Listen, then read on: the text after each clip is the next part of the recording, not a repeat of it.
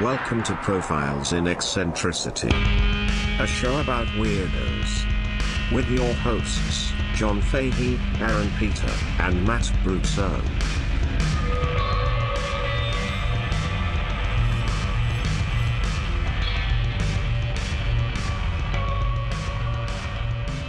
Hello, folks. Welcome to Profiles in Eccentricity. It's a show about weirdos, doggone it. My name is John Boy. I'm your host, John Francis Fahey.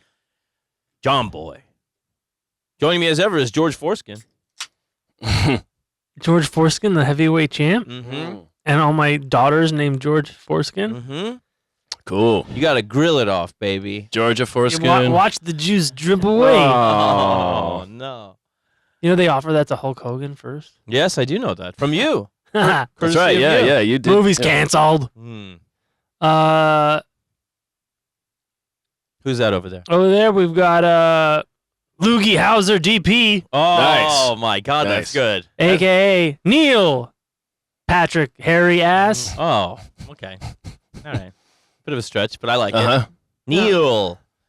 That is handsome Matt Brousseau. Yeah, thank you, Major League Baseball Commissioners Pud Selig and Rob Manfred. Oh. That's his real name, actually. It's just, I didn't Bud change. Selig's real name? No, Rob Manfred. That's his Yeah. real name. Yeah, that's a good name. Insane name. I don't feel that way. Oh, okay. Hey, is Theo Epstein related to that other one? Remember Theo Epstein? He does recruit young players. From all around the Caribbean. Yeah, huh? Oh, boy. Oh, boy. Run a pretty hefty organization as well. Heavy hitters. They do. Folks, please follow us on the Patreon. We do have the Piss playoffs going on right now. Get involved with the voting on the Patreon. You can join for still $5 a month. Hasn't gone up yet. And it's Shoko Asahara of Aum Shinrikyo. The current battle is Shoko Asahara of Shinrikyo, a.k.a. Supreme Truth, architect of the Tokyo subway gas attacks, versus, of course, the Unabomber Ted Kaczynski. Did you see Stumblebird's description of him? No. He called him an incel Luddite Lorax. He speaks for the trees. Yes. Incel Luddite Lorax. Yes. Very good. But anyway, get involved, folks, there. Join us on the Patreon. We get an extra episode per week, at least. And, yeah, get us over there. And buy a shirt. You know, get somebody a Come on, shirt. dude. Go over to the Etsy. Check us out there. And, Matt, let's get involved, man. What do you got for us? Okay, I've got a story for you guys. But first, I want to take you to The river. Music cue. New York City. The happiest city and the happiest place in the United States. I'm walking here. I can hear the hustle and bustle. Yeah, you hear that. You're bustling, you're hustling. You're walking down the street until all of a sudden you turn onto 54th and you make your way down 54th and you go, wait a minute. What is that I see in the distance? What is that I see in the distance? Is that a 5-foot spear? Is that some weird noise coming out from that intersection over there? What is that? What the fuck is going Is that on? NYU marching band? If only. As you get closer, you go, wait a minute. Hold on a second. Is that are those horns? Does that man have horns on his head? Oh, yeah. It's the guy from the Capitol riot. If only. It's actually way better than that. Huh. And as you get closer, you realize, wait a minute, this man's making the music.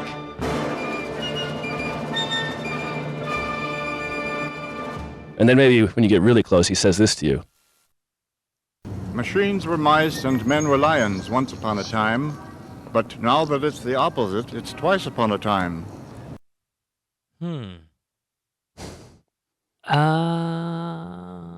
This is the Wizard of Oz? Kind of. This is the story of Moondog, Oh, yes. the Viking of Sixth Avenue. Yes. Familiar. Cool. Yeah. Moondog. I believe this book was given to me by MLB Commissioner Fart Giamatti. Oh. Paul Giamatti's dad. That's right. Actually, Aaron, I believe you gave me this book. Let me see. I did give you that book. Mm-hmm. Very nice, Aaron. Very nice. And let's thank Paul Giamatti for Yeah. having us on the chin wag. Yeah, we got to get on that chin wag. Yeah, by the time you hear this, we'll have been on it. Yeah. And write to him, telling us how great we were. Yeah. Tell him to put us on because he won't unless you do that. Yeah. Paul Giamatti, Stephen Asma, The chin wag. I'll wag my chin with some balls on it. Oh, yeah, Talk about the chin wagging the dog.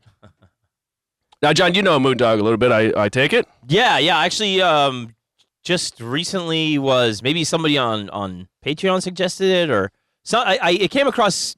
Oh no, you know what? It was in one of those books I was going through. Oh, okay. Yeah. Just a short bio. Mm-hmm. So I know the broad strokes. Okay. I know nothing. Fantastic. Well, you're going to know more, both of you, by the end of this. Neat. And then, who knows? Maybe we'll just all forget it in 2 weeks. Probably. Doubt it. Okay.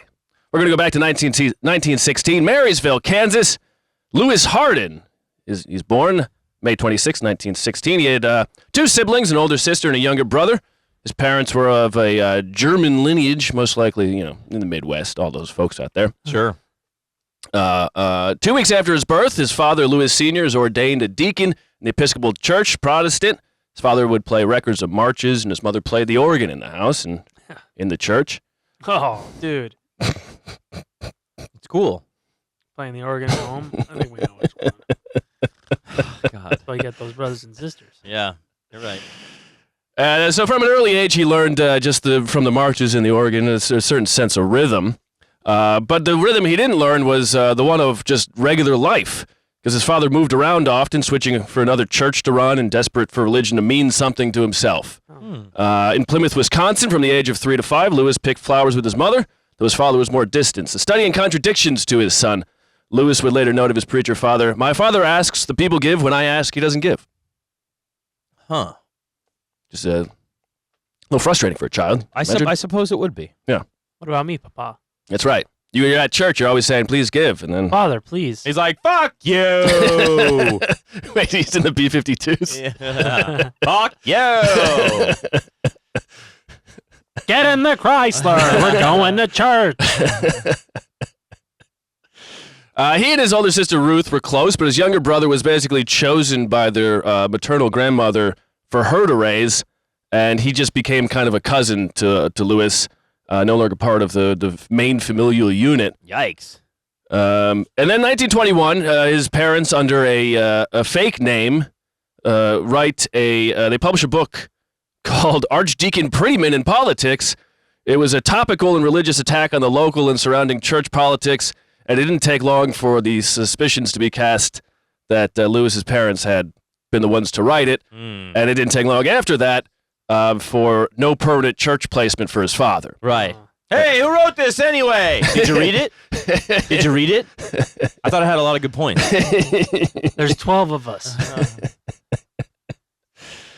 And this, of course, this constant moving around of the family would shuffling. He would be a strain on his father, his mother, and eventually on their faith and marriage. Oh, God. On their faith? Yeah. I don't believe in God no more, eh? Just because we're moving? Tell that to the Israelites. I was just going to say that. Unshakable. Yeah, it sounds like he didn't have a lot of faith. Like, he wasn't super deep into it to begin with. God. As a deacon. Yeah. To make your career and your life's work. Yeah. Studying contradictions, this guy. Yeah. A study in contradictions, indeed.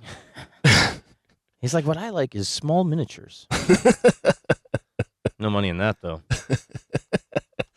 His father would be sent to basically Episcopal Siberia in Wyoming for 7 years.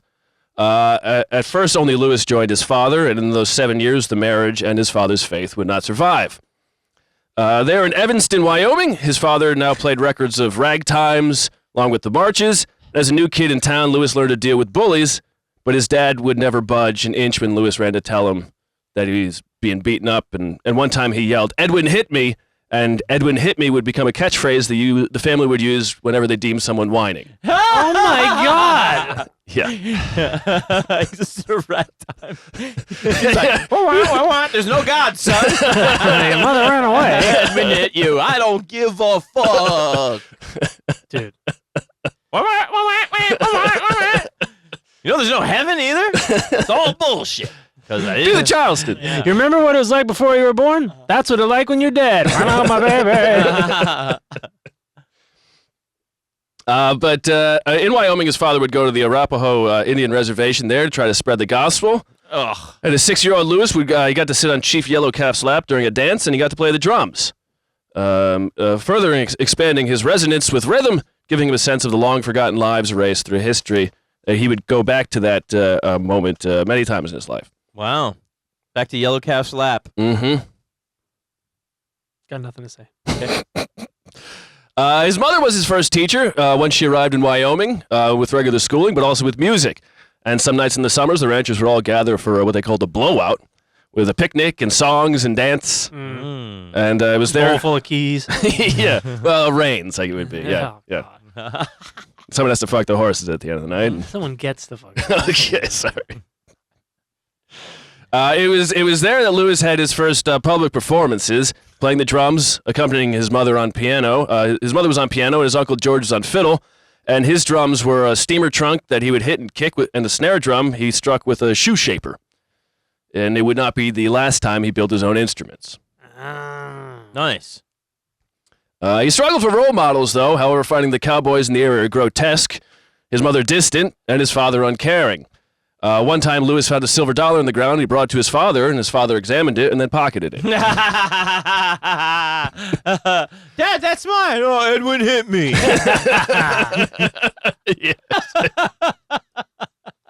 Sucks so bad. Why don't you get back in Yellow Calf's lap and suck his dick? Oh my God. You said it. Yeah. Aaron was just thinking. Yellow Calf's like, your family is annoying. Your jaw seems tired. Nope. No. But soon it was time to move again, and his father worked a trading store more than he was preaching at this point. The trading store would eventually run out of money because he didn't listen to Uncle George, and he gave too many people credit. And they didn't pay him back. The preacher. Uncle George was right. Mm-hmm.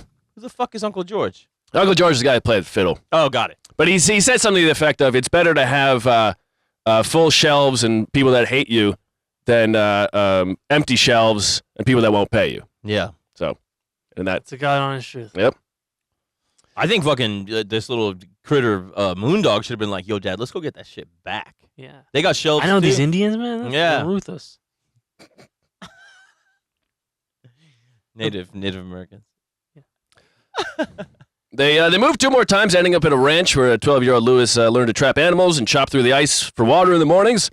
He would fight kids at school, and he fell in love with his teacher, not for the last time. Oh, nice. that's exciting.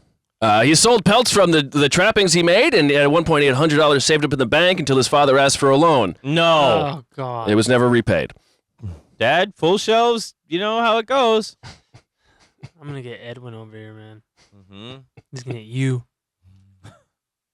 Edwin works for me now, Dad. And so at this point in his life, there's no stable place for him.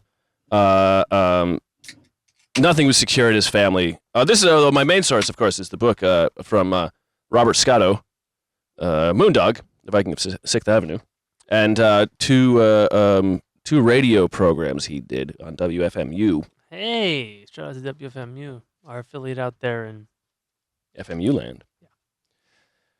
And so Scotto writes, there was no stable center for the boys' growing needs, for in this family nothing was secure.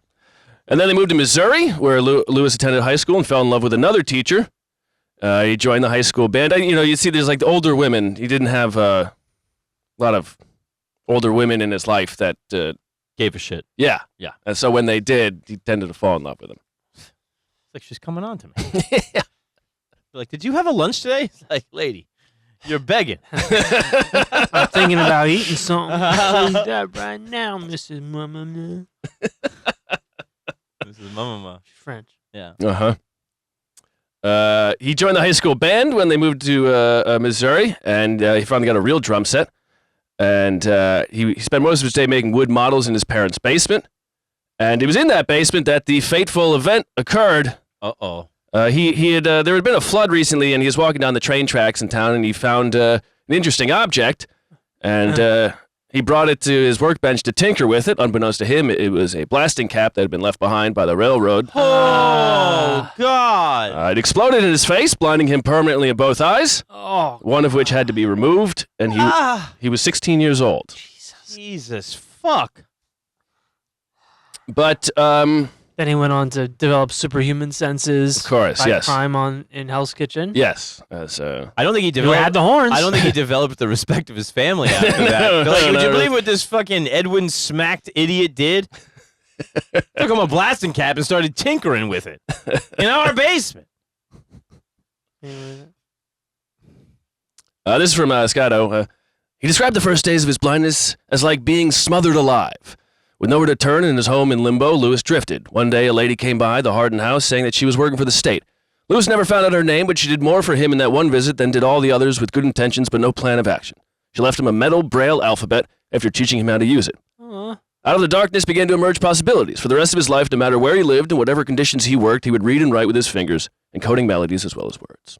Aw. But no crime fighting, huh? No, not necessarily. Maybe through the magic of art. Yeah. It saves a lot of kids from the gutter. In 33, his father moved to Iowa, and Lewis registered at the Iowa School for the Blind. And before he started at school there, his sister Ruth would read aloud to him every day. This would continue for several years when he returned home from school. One book, a historical novel, The First Violin, which was a classic Victorian novel about the life and loves of a young woman named Ursula, set in England and Germany, explores themes of progress tradition through the lens of Ursula's musical education and romantic aspirations. So something in this book awoke within him the idea that he wanted to become a musical composer. Yeah. Okay. And he decided to become a classical composer. And he read Beowulf a year later and decided that he wanted to make operatics. And I thought you said he wanted to become a Viking. well, Same thing. it's not far off. Yeah, there's always that fat lady with the Viking horns screaming in the glasses. That's right. That's right. Not a coincidence, Aaron. I don't think so either. But before this could happen, he still had a long way to literally and figuratively travel. At the School for the Blind, he studied piano, violin, viola, sang bass in the choir, and took up the pipe organ. He listened to Wagner, Beethoven, Brahms, Tchaikovsky on the radio, and dove into this new passion so hard that he crashed and had to spend 2 weeks in the hospital with anemia. Oh, shit. He, Because he just wasn't eating? yeah, he was just soaking up music. Yeah. There's no iron in music. A lot of brass. Yeah, it's some copper. He started dressing differently and becoming his own self. He fell in love with his violin instructor and later his organ teacher. His organ teacher was twice his age, but agreed to marry him if he would choose a date after graduation. But he was talked out of it when he visited home. They were like, dude, she's hideous. You blind son of a bitch, she's gross. What are you wearing? It's weird to get into fashion when you're blind. Yeah. Yeah. And he's just like, you know what, fuck this. I can't see. They're going to see something. Mm-hmm. Yeah. How do I look? Yeah, I mean, it'll come back every so often, but he loved dance and his own fashion, and Love to dance? no, he loved just The idea of dancing because he's blind. maybe. I mean, he had seen for a while. He knows about dance. About 16 years, yeah. Okay. That's like telling a guy with no legs, like, oh, I love to run. But he had seen people dance. This is a preposterous position still- to take. he's What about Oscar Pistorius? Your favorite? Dude, I love Oscar Pistorius. On the name alone. Yeah, Uh-huh. it's a good name. Back when he returned to home to his father's place in Arkansas between school, he got to play the church organ every day, memorizing Bach in Braille, and he would play the Sunday services there. When he attended Arkansas College, his parents officially divorced, and his mother moved away. I think he would see her like one more time the rest of his life. God. I don't think you would ever see her again. Well, that's a good point, Aaron. His brother attended college closer to their grandmother, breaking off contact with Lewis forever just a few years later. There's never any explanation given other than it's a weird family. Yeah. It sounds like it. But for now, his sister Ruth stayed around and brought him to concerts and bought him a suit on their father's dime until the father told the stores in town to stop using his credit for her. And once when Lewis gave her money to buy him a book, she stopped by his place every day with an ice cream, but never a book, eventually breaking down and admitting that she spent the book money on herself. Damn. But she would still take him out to public picnic lunches and the symphony and read him books on philosophy and science. and he had finally lost the faith his father had poorly preached. Shouldn't be hard. No, He preached poorly. yes. But he learned to read music in Braille, and trained himself to listen to music and transcribe it into Braille. And he found one final teacher to fall in love with. Her name is Bess Maxfield, and she read and transcribed to him music that wasn't available in Braille.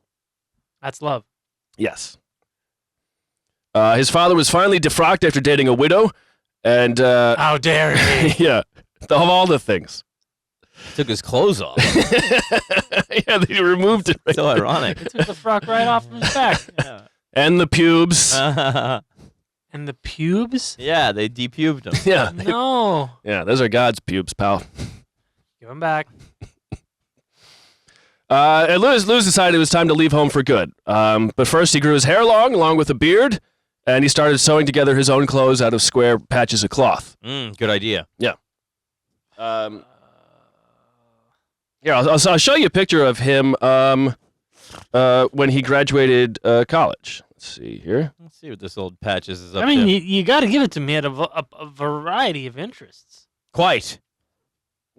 Older ladies. Hey. Hey, he's pretty dashing. Yeah.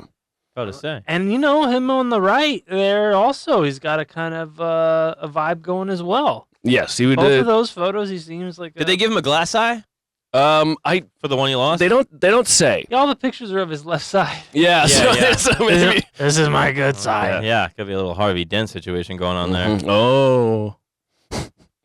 But yeah, good looking guy. Yes, very. But he would grow his beard out and his hair long for the rest of his life from this point on. He in 1943 met his first wife, a woman 20 years older. She taught singing and rescued him from an emotional crisis. She found him a sponsor to pay for his studying at the Southern College of Music, where he learned to compose classical music. She even proposed to him. The marriage only lasted a few months, but in that time he wrote music and poetry. Some of the poetry a friend described as anti-Semitic. He would be anti-Semitic his whole life. What? Anti-Semitic poetry. Boy, Yeah. I'd like to hear that. Yeah. I bet you would. Let's save that for a media. Hate poetry. Yeah. Gotta hear Yeah. it. Yeah. Yeah. It's beautiful, oh, but hateful. right. But I mean, what a picture. But Yeah. the pros. yeah. Yeah. Aaron, is your mic loose on your mic or your cord loose on your mic? Ow. Don't hit yourself in the There face. we How go. about now? Good. Okay. Is it better? Could you hear me good before? Yeah, you were fine. Yeah, you were But fine. It was loose. Well, then I hit myself in the face for nothing. No, for me. That's even For better. us. Yeah, for us. Mike hit me.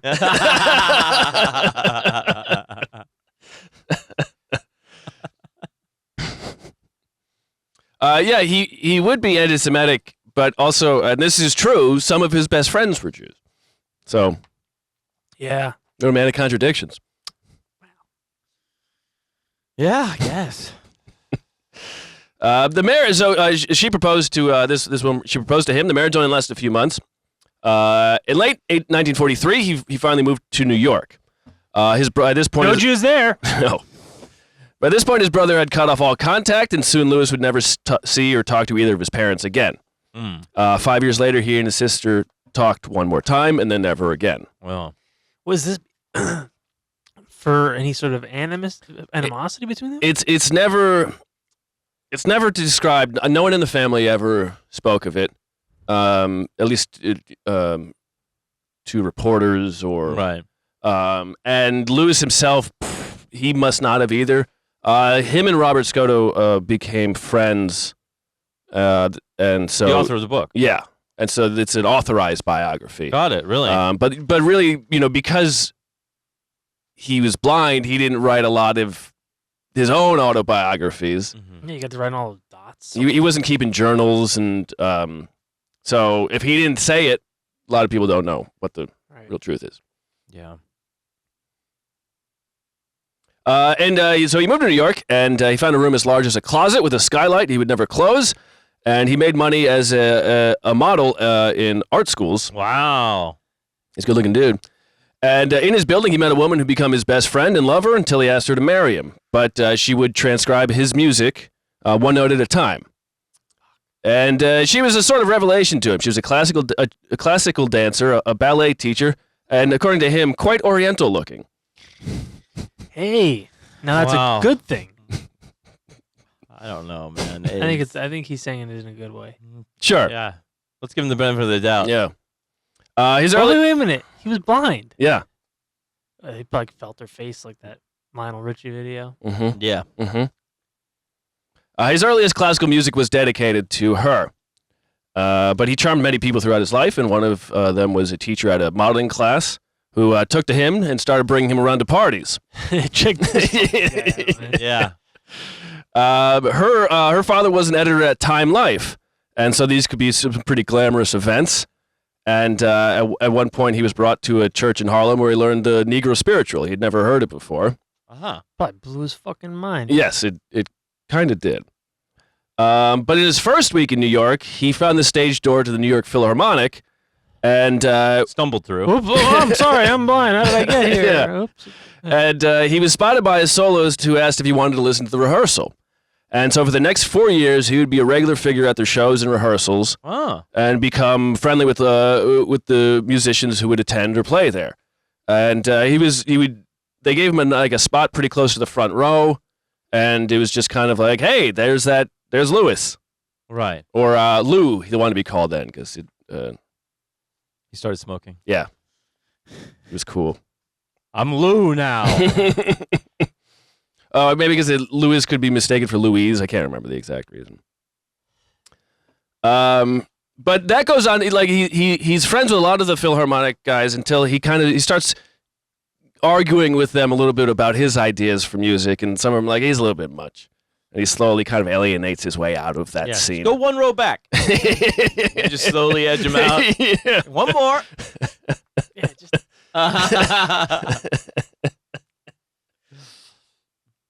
But after 4 years in New York, he decided that he wanted to take on a new name, to better encapsulate his new burgeoning personality, him discovering who he is by moving to the city. And he remembers an old farm dog that his family had that always howled at the moon, so he took the name Moondog. And it's probably around this time that he starts believing himself to be more in touch with Scandinavian history, and believing himself more of and now you were saying he was also anti-Semitic. Yeah. Yeah. He got really into the white stuff. yeah. That should be healthy. Yeah, I mean, what could go wrong? No, God. In 1948, he decides to go west and begins a Portland, Oregon to Portland, Maine trip. And along the way, he stops in the Southwest to live with the Indians for a time. They were not a big fan of this. At one point, Native American. the American Indians, or Native Americans, whatever. First Nations. I don't know what tribe it was. And but at one point, they're not a huge fan of this guy coming in and being like, I want to be a part of what's Hey, going I'm a on. Viking. Remember us? He said his name is Moondog, though. That sounds pretty cool. You Yeah, guys that know does Yellow sound cool. Calf? Yeah. Yeah. And And way back. We're tight. Tell me the secret handshake and everything. at one point, some of the younger members of the tribe, they pull a trick on him and basically trick him into, they leave him in the middle of the highway. Oh, yeah, that's a good trick. Ah, that's attempted murder. Maybe in the median, not the... Yeah. Yeah. Like, you must meditate here. Yellow Dog will be by. He's on his way. Put your ear to the ground. You call him Yellow Dog? Moondog. Yellow Calf. Great.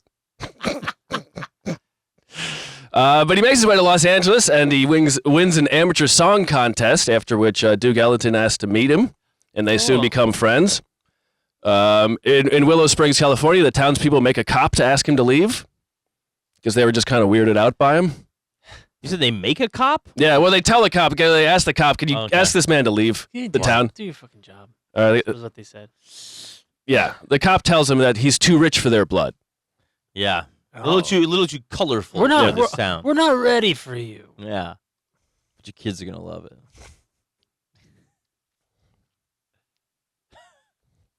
In 1949, he returns to New York City and starts building his own instruments.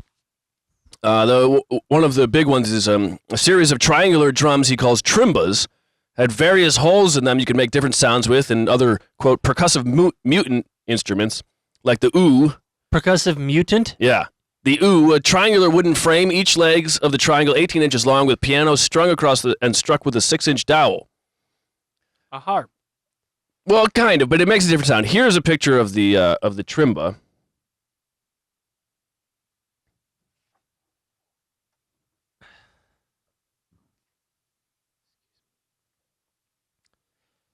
Okay. Okay. But there's a lot It of looks different... like a collection of shit. Yeah, it looks like some blocks, a maraca, and a cymbal. And a shell necklace. But yeah, there's. I could see it. I could. You see can make sounds. I could see him making some You noise. can make a lot of different percussive sounds with that. One-man band style. Yeah. You just gotta, use what you got. And so it's around this time that he starts to live and make a living on the streets of New York.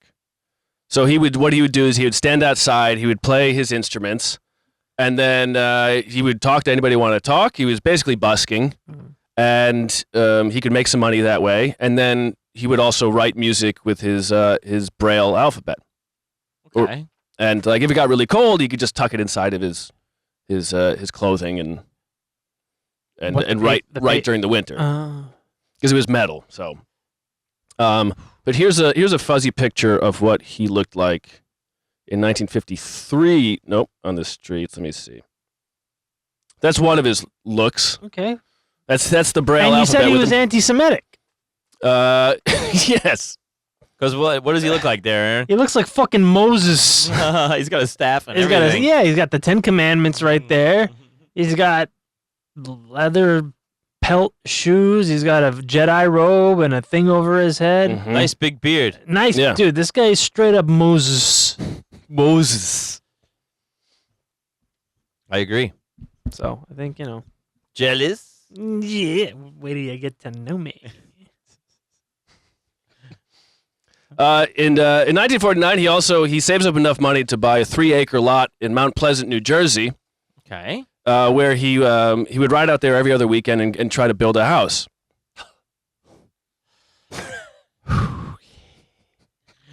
Now that's a reality show. Yeah. This blind house. This week on the 48th season of This Blind House, we're putting in the first stair. The foundation still. After 36 tries of pouring the concrete and 3 dead dogs, Yeah. we finally laid the foundation. So at first it was just a tent, of course. Of course. That's the first step to building a house, Uh-huh. is pitch a tent. Well, yeah, man. It's a little house. Yeah, he stole it from fucking Yellow Calf. And but then eventually after the tent, he eventually built what in effect was an unfinished rectangle no more than 2 feet high, with a tarp on one end and firewood on the other. But he kept digging, and eventually he had a cave. Okay. All right, now that we're sounds talking. good. Now we're talking. Can't fuck that up. No. And so by the winter of 1950, he had his own cave. Wanted a house. I got a cave. Moondogs are den animals. And but he eventually he managed to keep a Cornish game hen in a basket he made out of twigs. And he also, alive? yeah, He managed to keep it in there. and he also built a fire pit for cooking. He had big plans of digging what he called earth drums. It's a 12-foot hole that you build a frame and stretch a hide across it, Right. and then you can drum. But that never happened. Yeah. But it wouldn't be his last self-built home. This is just the first one. Yeah, it's like when the Egyptians made those shitty pyramids for That's right. Yeah, I apologize, it's not the scale. This is just a prototype. But the next one's going to be really good. But having his own space also allowed him to get out of New York and kind of write his music in a sort of peace. Yeah. You know. Got to get away from that craziness. Yeah. But back in New York, he makes friends with a man who runs the Spanish Music Center in New York City. And that guy allowed him to sleep on the floor during the day. Nice. And then at night, he could compose and record music there. Mm. And in 1 year, He's a bit of a moondog. yeah. Yeah. In 1 year, he records 4 albums, playing every instrument on all the songs. Many of these songs would later be remastered or re-recorded and released in the 50s. And later stole by Led Zeppelin. Yeah. All But one of his the songs he wrote there, and during this time, was called "All Is Loneliness." And this is 1950? 1950, yeah. All is loneliness. It's a hopeful message. Here in my cave, I feel safest of all. I can't see no fucking shit. Yeah. I can bang on my drums. It's a hole in the ground. This will be released in 1956, but it was recorded 1950.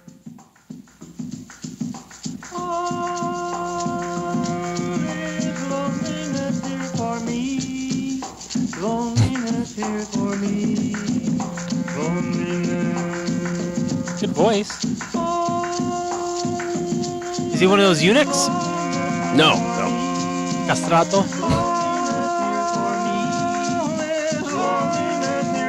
This is good.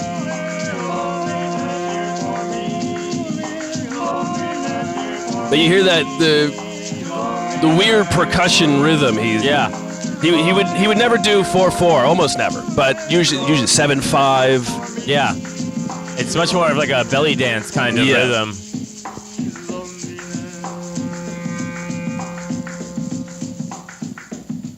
Very interesting. That song would later be covered by Janis Joplin and Big Brother and the Holding Company and be a mini hit for them. Wow. Oh, mini hit. Yeah. You wouldn't hear it on the radio, but it did chart. Yeah. It's only a minute long, so it's a mini hit. Yeah, most of his, especially the early stuff, is all really short because it would only fit on one page. Right. And he's writing it in Braille, and it was just one song for one page. Yeah, that makes sense. Because also it's kind of, at some point you might have trouble keeping all those pages together. I don't know. Yeah. Yeah, my fucking blow away in the cave. Yeah. I would also imagine this guy would be doing a lot by memory, though. Yeah, well, certainly. Certainly. I mean, his memory, it's something, a note I had at the beginning of this is, you know, in this artistic sense, you know, he's expanding on the senses he's intimate with. Mm-hmm. So for him, expanding on sound is different than if we did it. Right. Because he's overly intimate with it. But even in memory, I'm sure he has to remember things differently. Yeah. And he remembers sounds, and if he's in the city all day with the traffic going by, there's certain rhythms to that too. Yes. And a lot of the stuff in his early albums would be recorded of him just playing on the street. Right. And you can hear cars going by and stuff like that. It's all part of the symphony of the city, man. It's the world's greatest orchestra. The Big Apple. City of dreams. Anything's possible. But these early albums, the stuff he's recording in the 50s, are going out in bits and pieces, or there might be like one album release in 1950. But he's gaining cultural cachet. This is the early 50s where it's not everything is kind of word of mouth. He's not being played on the radio. Yeah. But he's in New York City, right? And he's avant-garde and unique in a way that no one else is. Bands. Right. It's 1950, right? Well, also like the beat thing is starting. Yes, right. And so that very much sounds like it's in tune with that. They probably love his shit. I'm positive. Oh yeah, I mean there's heroin and speed and shit. There's an Allen Ginsberg Journal entry from 1952 where he says, "Tacked on the Wall, song by Moondog. I won't go to your dark bed. If I do, there'll be many eternities of night I'll regret it around." And so Ginsberg and a lot of these people are starting to notice him. Yeah. Yeah, I mean, definitely then just being on the street in New York City is going to be a thing. Yeah. It's gonna have some currency. Absolutely. And he was such a striking figure doing such weird music and with such weird instruments that it was very captivating. Yes. And I think he was a fixture there for quite some time. Yeah, he would be, absolutely. And his usual spot was around 54th and 6th, the Avenue of the Americas. Yeah. And it was a sort of thing where multiple people, when they got to New York to either see him, they could just tell a taxi driver, bring me to Moondog, and the guy knew exactly where to go. Wow. That's a trip. Yeah. Back in the day when the cabbie spoke English, Jesus Christ. you know? No, they have to speak English, Aaron. They paid $1 million for a medallion. Isn't that crazy? And you think they don't speak English? They're just like, hi! What? Don't try to put this back on me. This is your thing. I know. $1 million. $1 million. Yep, for a taxi medallion. And then Uber comes in. $1 million medallion. Streetcar. But $500,000 for a permit. Be a street vendor. So hot dogs. Yeah. Now, all of his cultural cachet didn't make him any money, of course, but in 1952, he met a woman named Mary. Yes, she was half Japanese. And they would be married for 8 years and have one child, June, in 1953. June Dog. Kind of, yeah. I think that's what they jokingly called her. Great name. That would be in 53. Moondog was 37 years old. His first LP was released not long after. And June would contribute some baby noises for it. Here's a and Mary would sing on it. And here's a track from that album. The album's called Moondog on the Streets of New York. He's like, oh, I wish I was lonely again.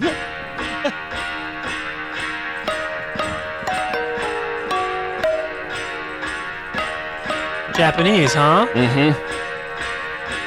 I think Mary might actually be playing on this.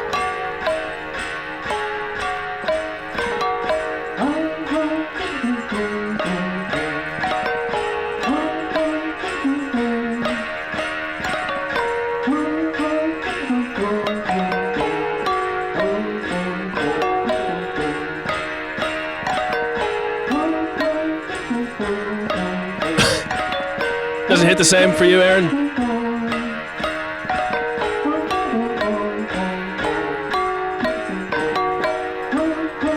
I mean, it's not rockapella. Those guys have no instruments. The voice. Yeah. I'm a fan. I really like that one note just droning on throughout. That appeals to me. Yeah, and the first song is "Why Spend the Dark Night with You," and I imagine that's I'm pretty sure that's where Ginsberg got that line from. Oh. But this album does well enough. I hope he doesn't read it. This album does well enough that Billboard magazine wrote that Moondog may be the next hot wax artist, and they did a profile on him. Oh. And again, it didn't really make him much money, but his name was getting out there. He was getting noticed. But during the day, he still stood on the street talking with anybody who wanted to and composing in Braille and playing his music. His music was now being played on the radio, and he made public appearances, was mentioned often in newspaper columns, even got his own radio show for a brief time on WNEW, Music and the Moondog.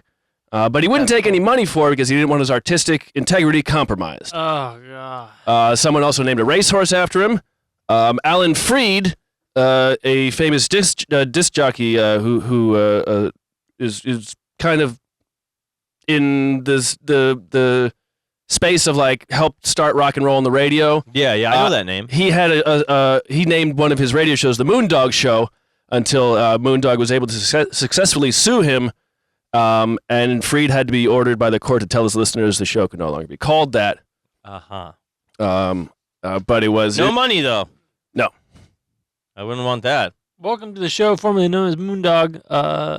I'm a simple caveman. Your powers of vision frighten and confuse me.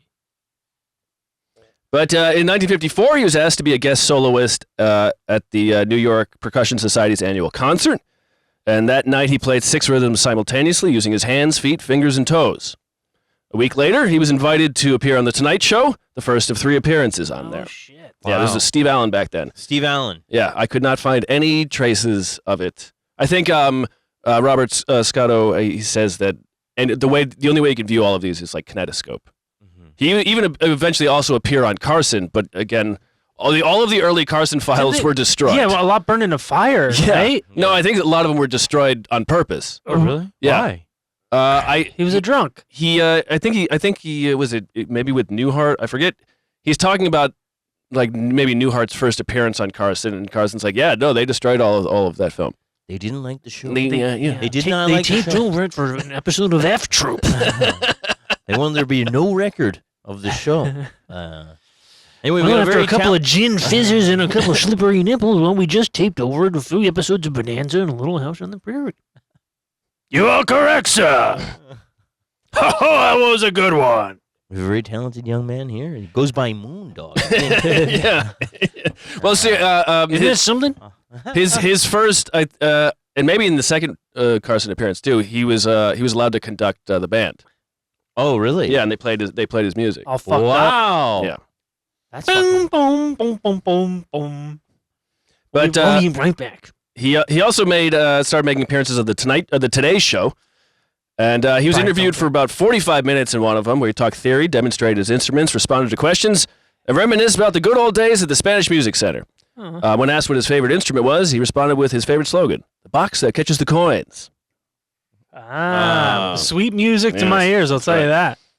Guy doesn't like money, I thought. What the fuck is going on? He just likes the way it sounds. Yeah, what about the artistic integrity of... I don't like cocaine, I like the way it smells. Gotta take this guy to Vegas. Let him fucking hear, Oh, hear ding, the- ding, ding, ding. Yeah. Oh, dude, you can play the fucking Big Bang Theory slot machine. Buffalo! Ding, I ding, know ding. that guy! Yeah, like, Buffalo, how you doing? Ding, ding, ding, ding, ding. So this is from Scotto. So about this point, in 53, 54, he writes, "For years he'd been the pilgrim, now he's the object of a sort of pilgrimage. List of his visitors and supporters is luminous. Duke Ellington, Benny Goodman, who said, I find Moondog's music arresting. Dean Martin, Tony Martin, who perspired through a, quote, ball-hot summer as he slipped Moondog a 10. You know what a ball-hot summer is. Yeah. Sticks to the thighs. Oh, boy. Sammy Davis, Jose Ferrer. Junior? Senior. Oh, really? Yeah. Oh. Uh, Lame. Jose Ferrer asked Moondog to play drums at his wedding to Audrey Hepburn. Deal that fell through. Charlie Parker. They became good friends. And it was about the mid-50s, about around 53, 54, I think, Moondog and Parker had a handshake deal to make music together. And then Moondog said the next time he shook Parker's hand, it was shaking so much he knew that he was going to die soon. Aw. And Parker died, I think, in 55. Damn. He dead zoned him. You're gonna die soon. I can see it in my head. But Moondog did write a song for his friend Charlie Parker, and you've probably heard it in a commercial. Charles in charge of our days and our nights. You've Ba-dum-bum. you've probably heard it in a commercial, though it was not authorized to be in that commercial. What? But this is a Moondog song called "Bird's Lament." What a fucking weirdo. The only one who knows this ounce of words is just a token That's him talking. is he who has a tongue to tell that must remain unspoken.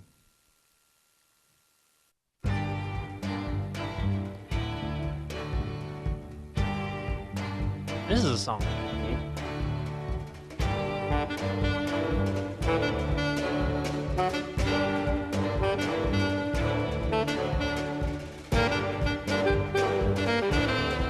Oh. This is a giant song. What's it in? It was in a commercial? It was in a bunch of car commercials, but it's from his second official. And then it's Columbia been like album. remixed into like dance tracks and stuff. This is from his first. Well, we haven't got there yet, but this version is from his first Columbia album. Wow. This is a banger. Yeah. Definitely. Yeah, I think like this has been done and done and done over in a bunch of different styles.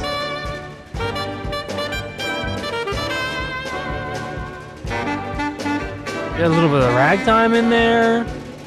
Comes from his old man. Yeah. But this is his earlier versions were a little less fancy, I think. But but still the same sort of. Good. Yeah.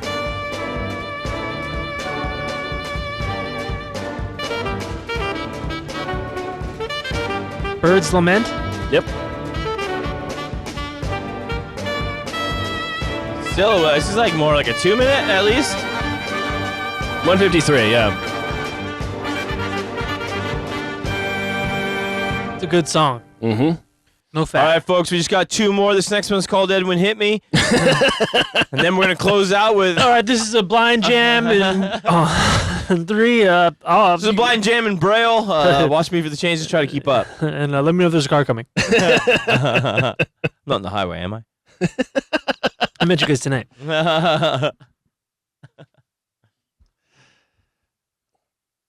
For you, yellow calf. In 1955, he was asked to make a children's record. Composed the music for it. It was called "Tell It Again." It had Julie Andrews. She sang on it shortly before she became famous. Oh, wow.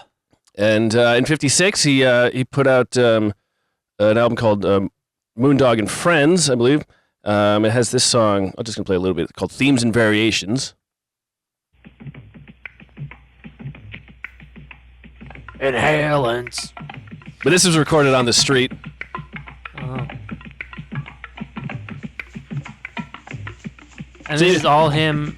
But you can see how he's not at the place the last song was yet. Yeah. But he's working his way towards different sort of compositions, with a little bit more added every time he seems to put something out.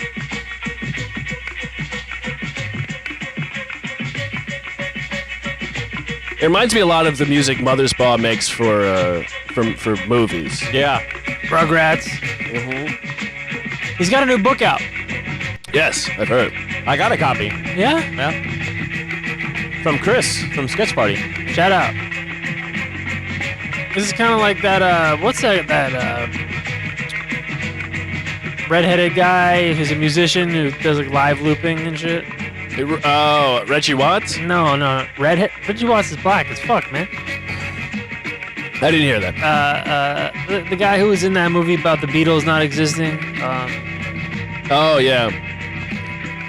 You know? Okay, yeah. This is pretty eerie stuff, though. Yeah. I like it. It has a little bit of that, like, Silver Apples kind of. Ed Sheeran. Okay. You know? It's just, you build and you build and you build. Mm-hmm. But yeah, a lot more layers than previous Well, stuff. even on that first song you played, he, like, triple layered his vocals and stuff. So he knows, like, how to use a studio. Yes. But this is all live on the street, so everything is happening in real time here. Is that right? I think so. I could be wrong about this one. I thought this one was live on the street, but It sounds like it There's is. so many tracks. it could have been all recorded live on the street and then mixed later. I'm not sure. Okay. But as he gets bigger, he gets access to better, musicians Tents. or recording spaces or. Tents. Yeah. The soundproof tent. Big tent. And so during this time, producers would come to him and try to make him the next big thing, bring him onto their team. Really? But it never succeeded because he didn't care about financial success. Though I suspect his wife probably did. But Just back in the cave. in '57, he released 4 albums and put on concerts. One in New Jersey and at his home, his cave. Wow. Are the kid and wife with him in the cave? No. She has her own space, and he'll go there. Every His so man often. cave. Yeah. Moon cave. Show him the moon cave, mommy. I want to go down to the moon cave. And so he has one concert at his home in New Jersey right before he sells it, and then he has another concert in New Jersey, a one-man show at the Hunterdon Hills Playhouse in New Jersey. Guests include James Dean and Jack Kerouac. 1957, his album "The Story of Moondog" features his composition "Moondog's Theme," and the front cover is designed by Andy Warhol. Oh. Warhol's mother wrote the script on the cover. Let me see here. I gotta. Oh, like liner notes? No, that's the cover. Oh, okay. And that's Warhol's mother did that. Yeah. Most of these albums were put out by Prestige, and these are recordings he made in the 40s and 50s. And is Moondog's theme Like his theme? Like, Yeah. is it cool? Can we hear it? Yeah. You can. Anytime he enters the tent, needle drop. Yeah. Shit, Moondog's coming. Hurry. Moondog theme. Before he smells us. Before we smell him. Oh, He God. lives in a cave. He lives in a different sense reality, dude.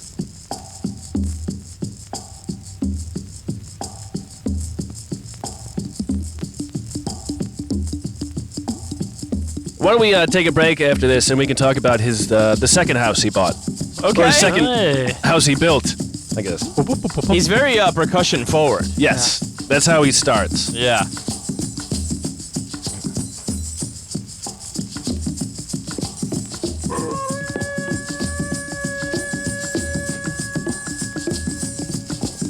Is that a Moondog howl? You bet it is, pal. Wakanda forever! I love the. Sounds like a little percolating laboratory or something. He's got all sorts of elixirs there in his secret underground cave lair.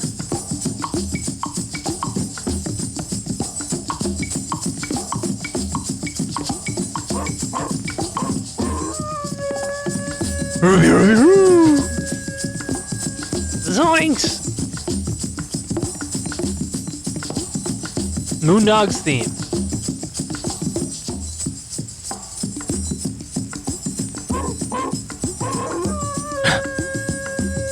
I bet this gets him super hard. That's probably the sound of it. And there's probably pitches in there that only dogs can hear it. And they love it. Uh-huh.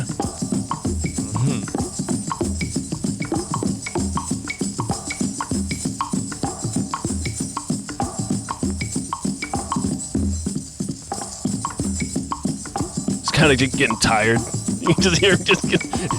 That's the thing. Is like, is it like deliberate? Yeah. Because I don't see this guy Getting making off. mistakes. Kind of. Yeah, right. But if you got like, if you're playing with your fingers and your toes and your armpits, like, Okay, let's take a break. Pretty tough. We'll be right back, folks.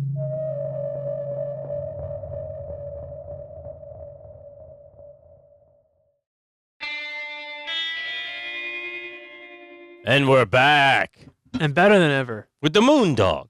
All right. So he leaves his acre in New Jersey and he purchases 4 acres in Candor, New York, about a 4-hour drive northwest from New York City. He builds a log shack there Himself? himself. Here, I'll give you. Here's a description of his wilderness abilities. Oh. Well, he was known for trapping. That's true. Did he make trap music? Yeah. Let's see here. That bird's gonna lament getting trapped. Shen. That's where he got the idea for the fucking song. It sounds like, "Ah!" Hey. So what he would do is he would find logs in the woods and then drag him Use out them. with a harness that he attached to his forehead. Jesus Christ. And at one point, he made friends. You know, people would come by and go like, "What's going on?" And became friends with all these people in the neighborhood who would actually this time they would watch, like make sure no one like robbed his place. Unlike last time, people would like robbing his place And constantly. now what would be wrong with his hands? I think he needed He's playing them. all the music, man. He needed them to like, keep track of where he's walking, tap Yeah. the cane and such. Is that a good enough answer for you, John? You fucking sighted asshole. Sight privileged son of a bitch. You gotta know sorry. how lucky you are. I'm so sorry. And he some of his friends from Candor, they go on a hike in the Appalachian Trail. And then they leave them in the middle of the highway.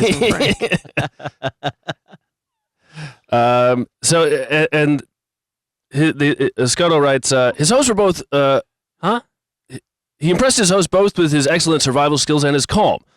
They were somewhat amazed when a map sketched onto his palm relating the campsite to the road and the stream was all he needed to settle comfortably in. They were more surprised when he began to break up dead wood for a fire. He would smack a limb, listen for the impact on the ground, and unerringly track it down. After they had eaten dinner, he sewed a shirt out of 6 handkerchiefs, something he could do in 10 minutes. What? All used.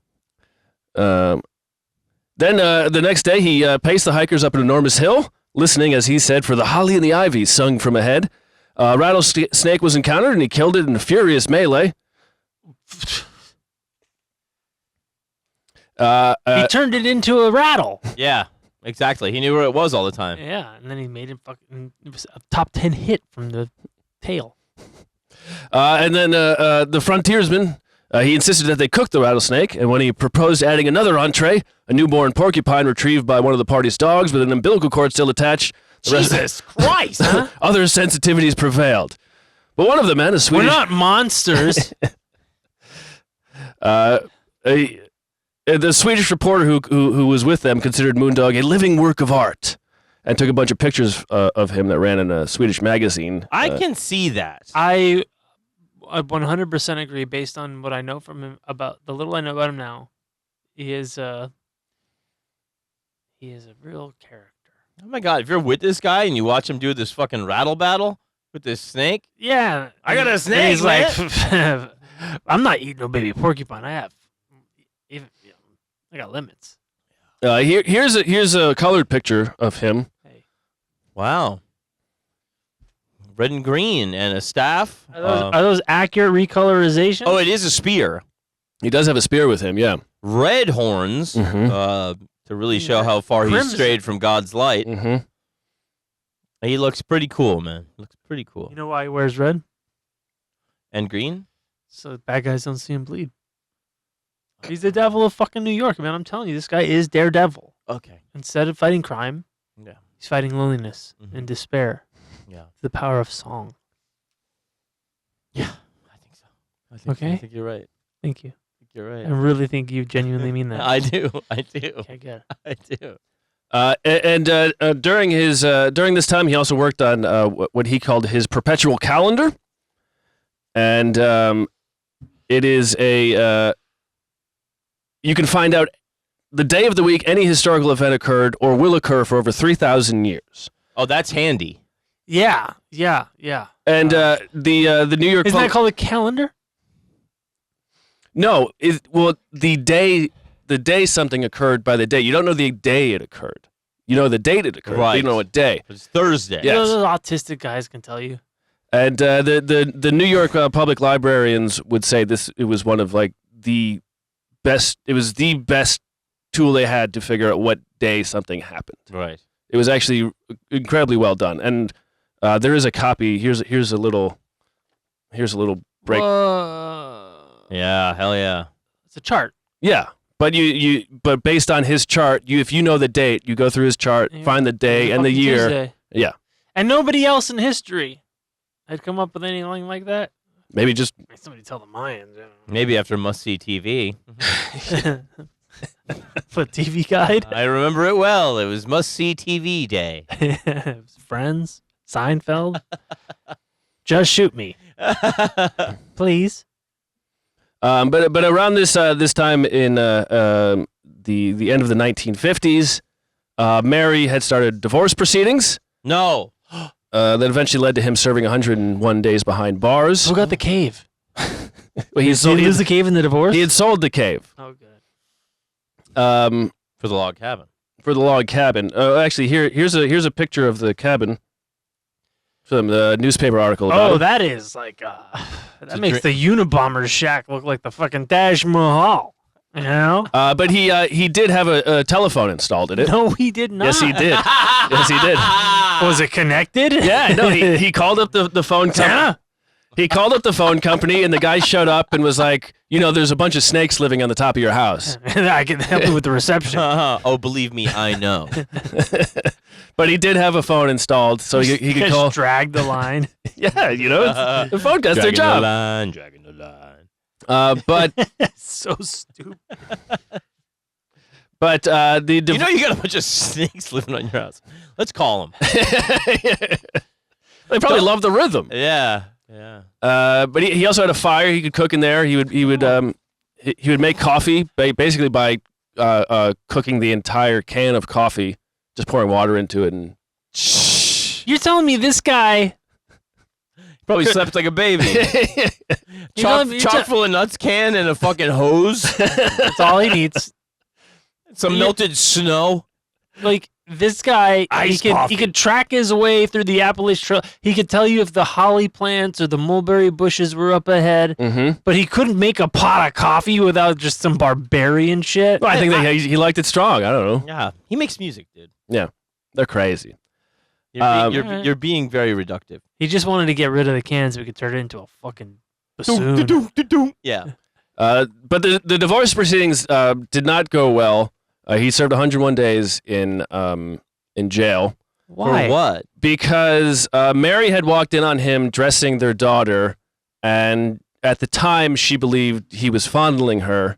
Oh my god. Uh, He's blind. they had He's so fine. they had experts. At least one expert testified that blind people he's not fondling, he's feeling, because he's trying to. That's what I'm saying. I wasn't joking. Yeah.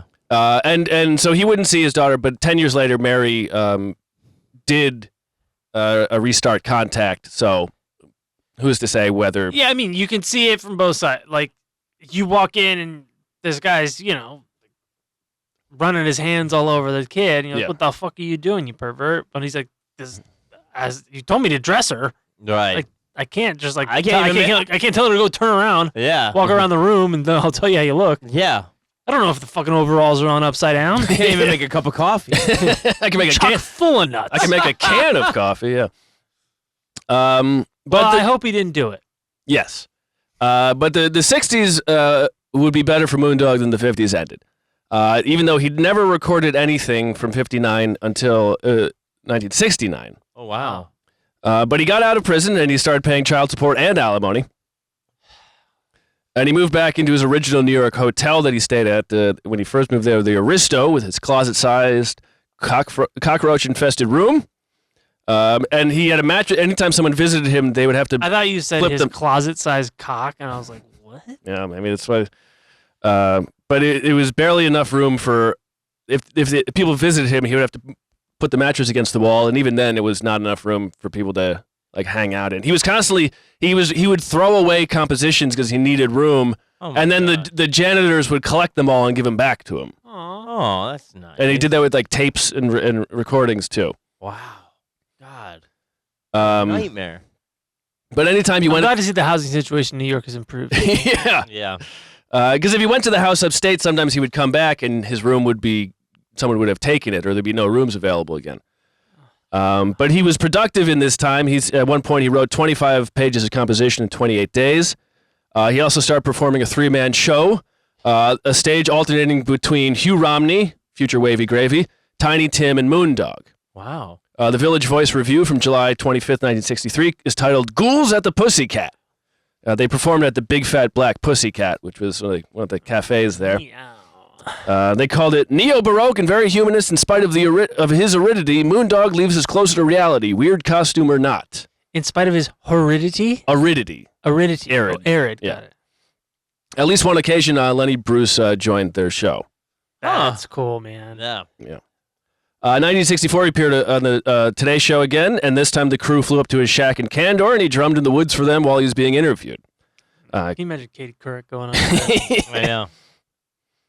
By 1965, he is now sewing Viking garb for himself and wearing a Viking helmet, along with his usual spear. He stood about 6'5" with the Viking helmet. Here's a picture of him with the helmet on. Very cool. He looks like Odin himself. Yes. There are those who call me Tim the Enchanter. He looks like Tim the Enchanter from the Monty Python motion picture, Mm-hmm. The Holy Grail. Yes. And he also started writing what he called these periodicals called Moondog Yearbook. They were all called Moondog Yearbook 1, though he made 5 of them. I like that. And today they're available for purchase for about $2,000 online or so. Jesus Christ. But it features compositions and pictures of him, and I'll have all these links and pictures on the Patreon, of course, and a bunch of things he wrote, couplets and poetry and Musings on race, yeah. purity. But yeah, he would. You could. These are things you could purchase from him on the street. So he's making money that way too. Wow. This guy's really doing it. In 1967, he almost gets married again. This time, the woman's family would not permit it. After all, she was 16, and he was 51. And when she gave birth to their child, the parents put the child in a foster home. God damn. I'm so glad that did not. So he did fuck her. Yeah, Aaron. That 51-year-old man did fuck that 16-year-old girl Mm-hmm. and got her pregnant, carried to term, given up. But hey, at least they didn't get married. Yeah. Right. In 68, he completes his religious transformation. He changes his signature to an 8-legged M derived from Odin's octopede. Nice call, John, with the Odin and what with his eye being all fucked up. Yeah, you said it. I know, man. Did he have a raven? Yeah, he did not have a raven.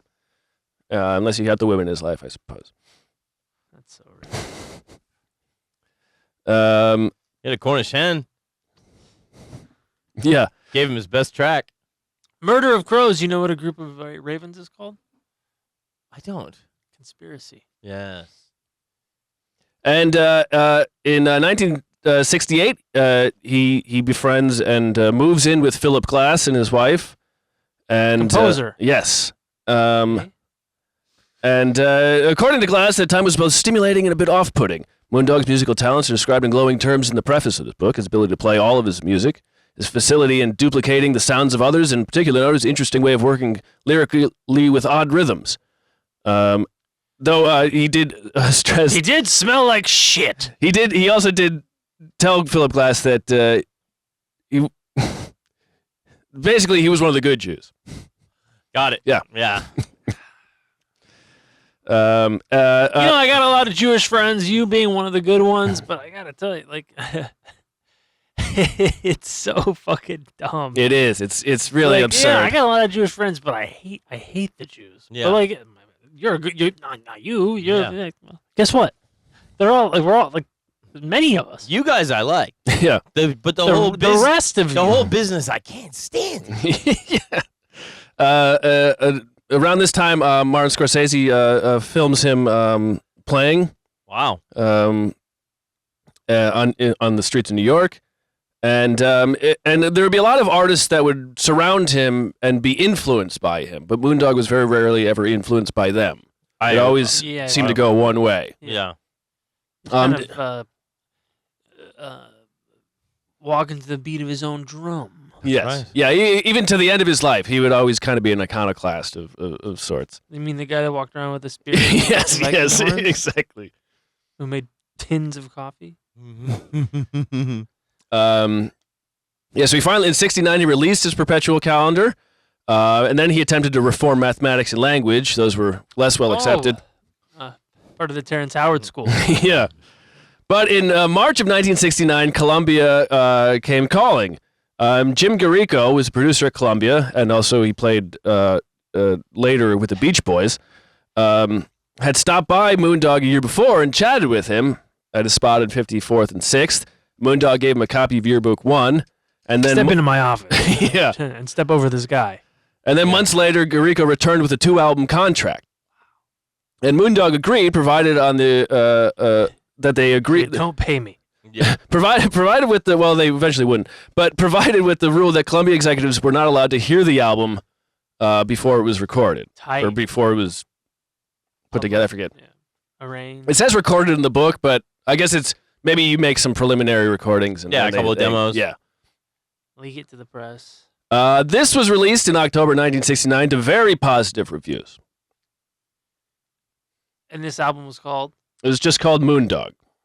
Self-titled, baby. Nice. And that's where that Bird's Lament is from. And that's where that picture of him on the cover there, looking all cool with the... Yeah, the Get a Move On was a song in 1999 and then re-released in 2001 by Mr. Scruff that heavily sampled. Oh, okay. Senor Scruff. In the Latin American Yeah. areas, yeah. And heavily cemented, sampled Moondog and a couple other blues artists, but I think it found a life, sure, yeah. modern life because of that kind of dancey, clubby shit. Moondog himself about the album, he says, "My heart's not in jazz." He said, "I just wanted to try my hand to prove to myself, if to no one else, that I could accomplish the difficult, that of using classical means to arrive at an unclassical end, that of making a carefully written out piece sound like an offhand improvisation." It was the album was called Moondog himself was called Primitive, but his horizons are vast, and his presence on the artistic scene is gentlemanly, aware, and beautiful. He recorded an interview with Penthouse for it. Nice. And he... fucking double-page spread. Yeah, exactly. With penetration. Mm-hmm. And the album would reach number 6 on the Billboard Classical Music chart. Cool. Upending Leonard Bernstein, one of his heroes. But he always wanted to beat Leonard Bernstein on the chart. Really? And he... wow. Yeah. Good for him. Moondog beat me. The Maestro? Isn't that the motion picture? Leonard Bernstein? Oh, yes. Maestro? Yeah. However, his mother, upon hearing his music, says she could not believe her son had created such a thing. Oh, wow. In a good or bad way? No, it doesn't say. I don't believe it. No, son of... That blind idiot? Yeah. And that song you heard at the beginning is called Stamping Ground. Okay.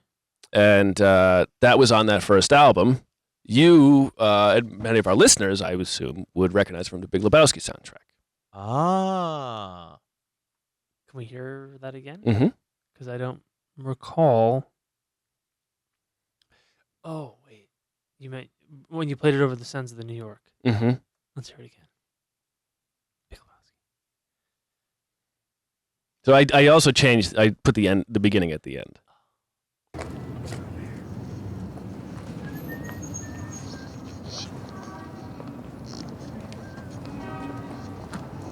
And the song is called? Stamping Ground.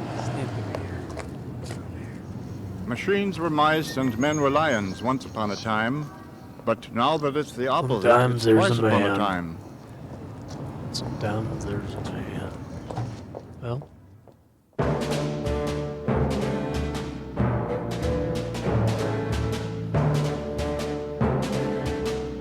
Yeah, I do remember this.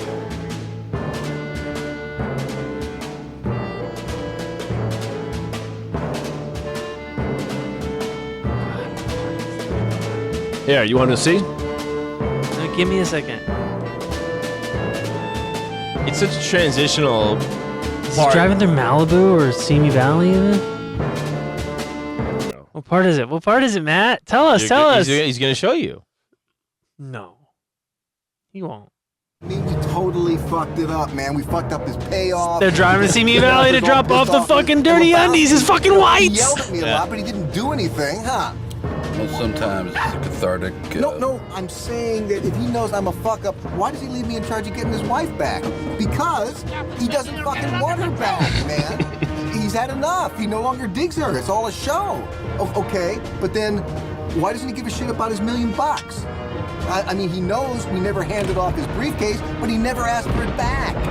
The $1 million was never in the briefcase. The briefcase was fucking empty. Now man. it slaps. The asshole was hoping that they would kill her. You threw out a ringer for a ringer. Okay, but how does all this add up to an emergency? Huh? Getting at, dude, he kept the money. My point is, here we are. Big breath. It's Shabbos. He kept on the money. Sabbath, which I'm allowed to break only if it's a matter of life or death. You come off it, Walter. You're not even fucking Jewish, You're man. Polish fucking What the Catholic. fuck are you talking about? Man, you're fucking Polish Catholic. What the fuck are you talking about? I converted when I married Cynthia. Come on, dude. Yeah. You and- know this. Yeah, and 5 fucking years ago, you were divorced. So what are you saying? When you get divorced, you turn in your library card, you get a new license, you stop being Jewish? This is the driveway. Jewish as fucking Tavia. Man, you know, it's all a part of your sick Cynthia thing. Man, taking care of her fucking dog, going to her fucking synagogue. You're living in the fucking past. 3,000 years of beautiful tradition for Moses to Sandy Koufax. You're goddamn right, I'm living in the fucking past! Jesus. What the hell happened? God damn.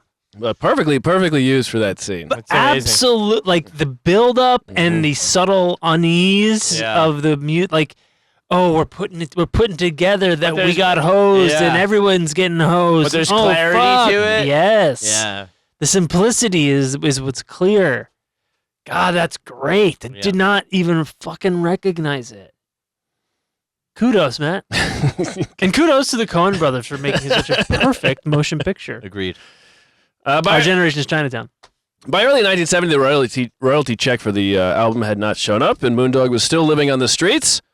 It was hard to separate the Street Viking from the composer for most people. The Holland Pop Festival used Stamping Ground as their theme, and by the end of the year, the money still had not arrived. He would not be a huge success.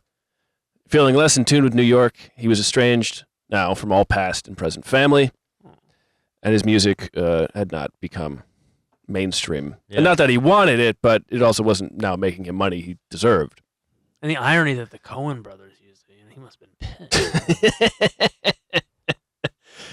In 71, he would have 2 more winners on and off the streets of New York and 1 more album with Columbia. In April, Mary and June appeared back in his life ever so briefly. It had been 10 years since he last saw them.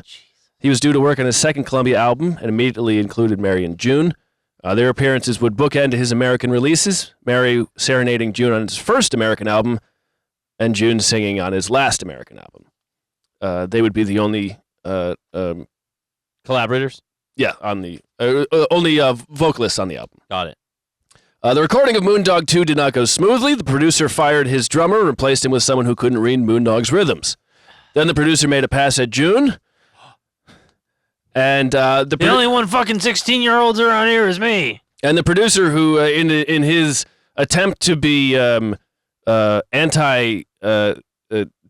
be inclusive, apparently, he wanted 2 black girls and 2 white men to sing on the record and be on the album cover. Moondog did not agree with that, and only he and June would sing on it, and only he would appear on the cover.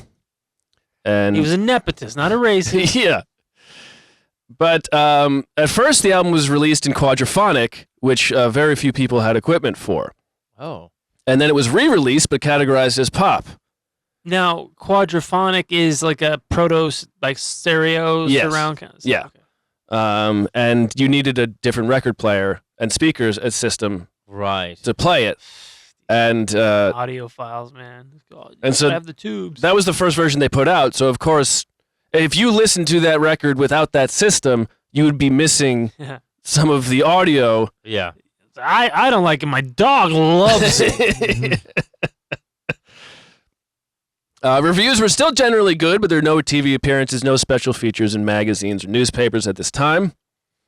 And let's see if my note. You would imagine some of the reviewer class would have quadraphonic systems. They should.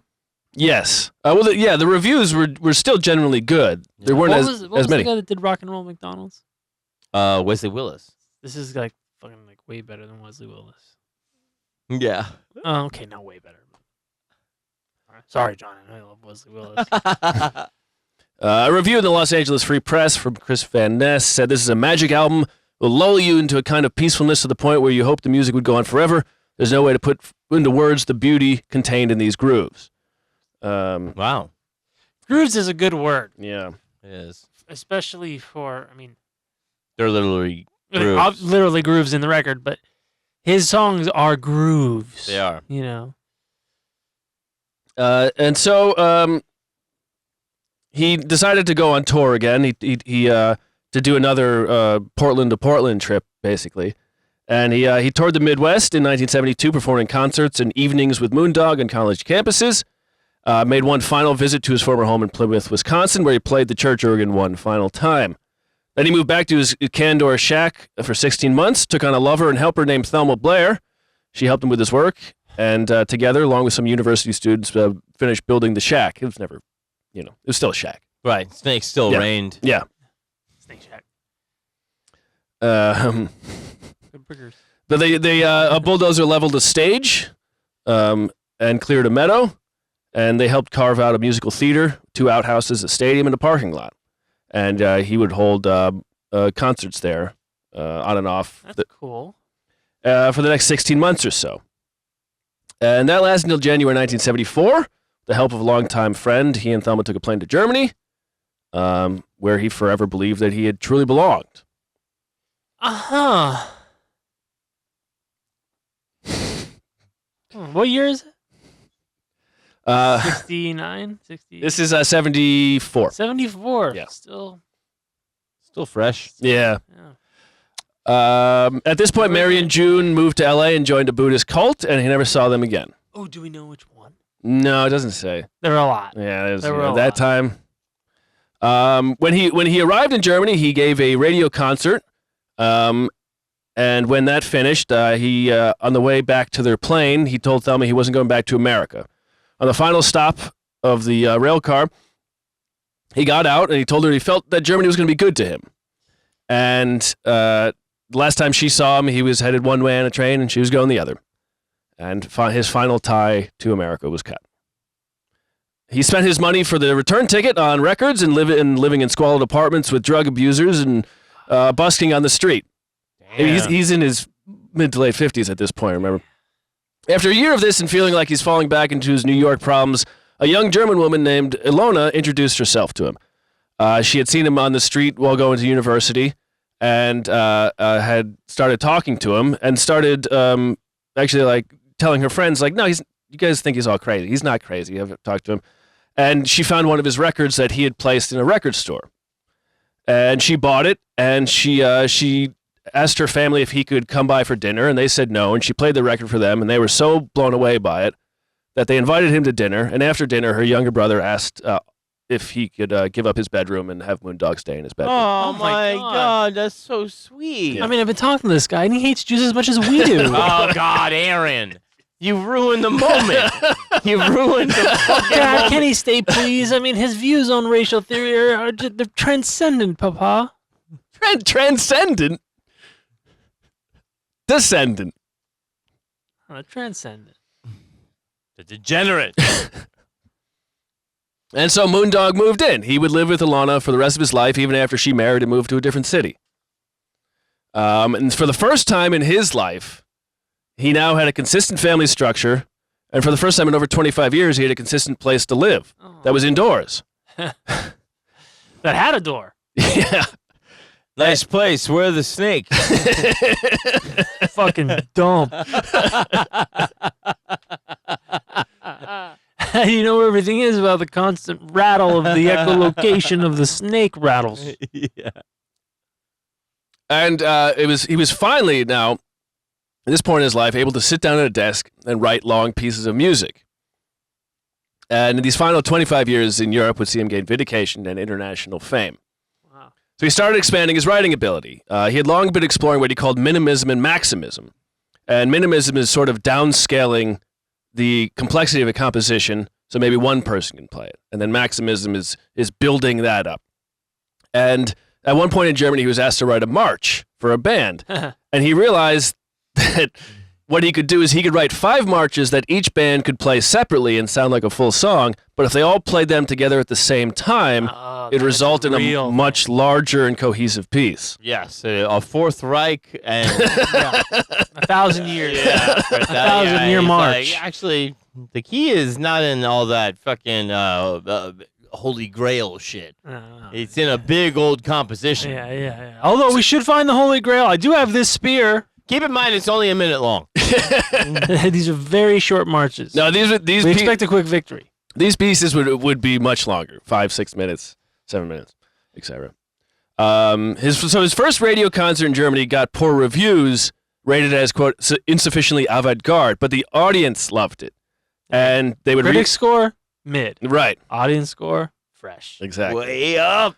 And it would be rebroadcast often. And despite being called by one reviewer an amateur Odin, he probably loved that. he would finally gain the recognition that could never take hold in the United States. And so suddenly lots of orchestras and musicians were available to play his compositions. He visited Beethoven's house and was given the rare permission to play Beethoven's hammer clavers. He started conducting music in several different countries. Beethoven go blind, or was that Mozart? Beethoven was deaf. Beethoven went deaf. Yeah. Mozart went blind. No, he was just cool. No, one of them went blind because they were doing it by candlelight all the time. And Oh yeah, one yeah. of them assholes went blind. But I like the squinting you did to Yeah, show yeah, blindness. oh, That yeah. was good. The Moondog would like that too. you can see. In '76, he was invited to Paris to conduct the premiere of a piece for 76 trombones. While he was there, he befriended a German organ player who would play on his albums for the next 20 years. For Moondog, he saw himself conducting as being the first among equals. 40 conductors, each in charge of their own parts and performances. And instead of sitting in front of the group, the orchestra, he would sit to the side of them, beating on a drum or a timpani for rhythm. Wow. One of the songs Kind is of like the guy doing the thing on the Viking boat, Right. Yes. which he probably loved. Yes. Telling the oarsmen how to row. But it's a thing too where it shows the blindness, where it goes like, I can only communicate to you through sound. Yes, You know what I mean? right. If you don't think visually, you don't think about a conductor like Yeah. with their, you know what I mean? You think like, oh no, I need to speak to you this way. I mean, he could imagine.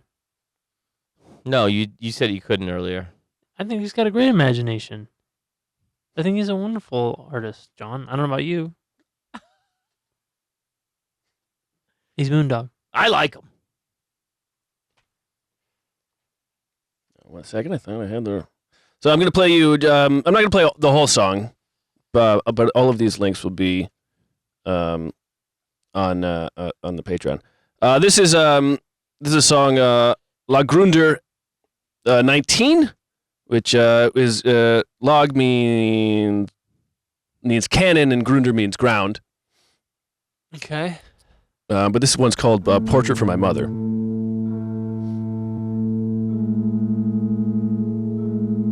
And the organ player is Fritz Storfinger, the German that he befriended.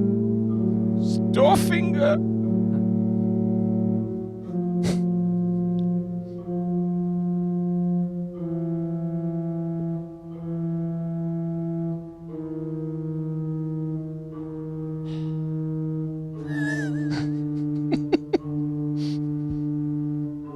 Aaron, pay attention. I am.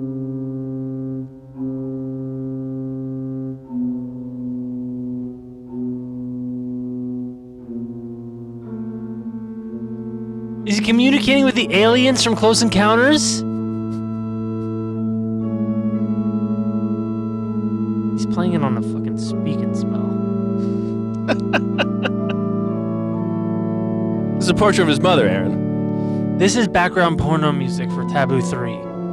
No, it is not. I This is- know, I this know is the it. background music from Taboo 3. and This is not that. This is him driving through the music- valley no, in a no, fucking no. Chevy Caprice, No. just thinking about his mom.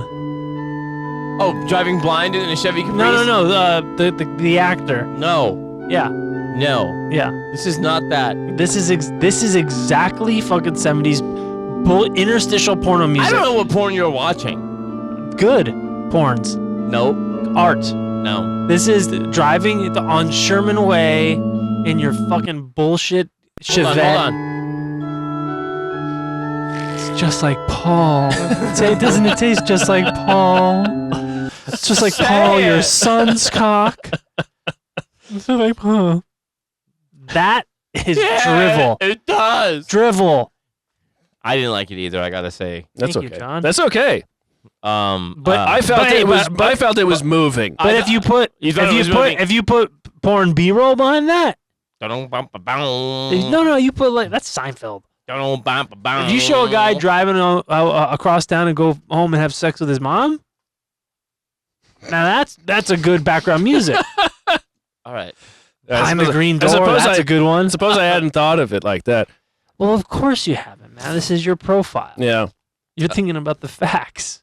In '81, it was the year he felt he found he got official recognition. The Historical Museum of Stockholm opened a summer exhibition of Viking artifacts and used his music to publicize the event.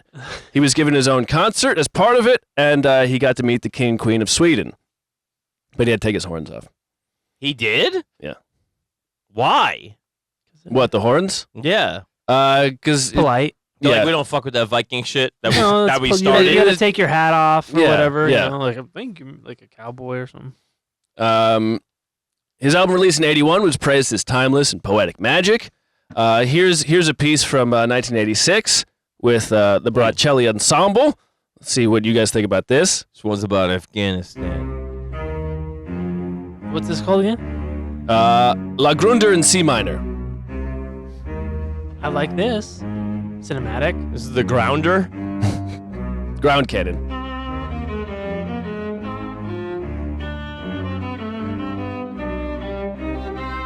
I feel like I know this too. Yeah, somebody's cleaning up a dead body. Yeah, it's probably been in some. Certainly, this must have been used in some. It's very cinematic. Barry. Joker's getting surgery on his face or something. Yeah. Moondog's like, kick it, Fritz!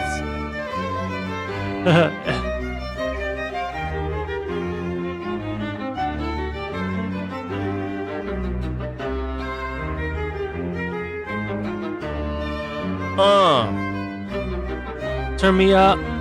Turn my headphones down. Yo. Turn my eyesight off. Done. You can't see me, but you better believe it.